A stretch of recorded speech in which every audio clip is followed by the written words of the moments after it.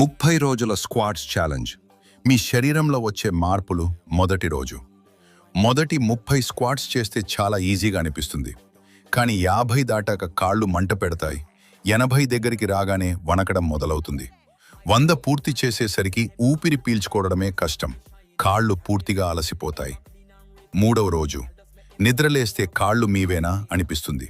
మెట్లు దిగడం కష్టం. కూర్చోవడం కూడా ఒక ఛాలెంజ్లా ఉంటుంది. కానీ ఇది మీ మసిల్స్ బలపడుతున్న సంకేతం. ఏడవ రోజు. ఇప్పుడు శరీరం అలవాటు పడుతుంది. నొప్పి తగ్గుతుంది. స్టామినా పెరుగుతుంది. నడక కూడా తేలికగా అనిపిస్తుంది. 14వ రోజు. ఇక్కడే అసలైన మార్పు మొదలు. తొడలు గట్టిపడతాయి. గ్లూట్స్ మంచి షేప్లోకి వస్తాయి. 100 స్క్వాట్స్ చేసినా మునుపటి అలసట ఉండదు. 21వ రోజు. లోయర్ బాడీ స్ట్రాంగ్ అవుతుంది. బ్యాలెన్స్ మెరుగుపడుతుంది. పరుగెత్తడం, జంప్ చేయడం సులభంగా అనిపిస్తుంది. బాడీ అథ్లెటిక్ లుక్లోకి మారుతుంది. 30వ రోజు.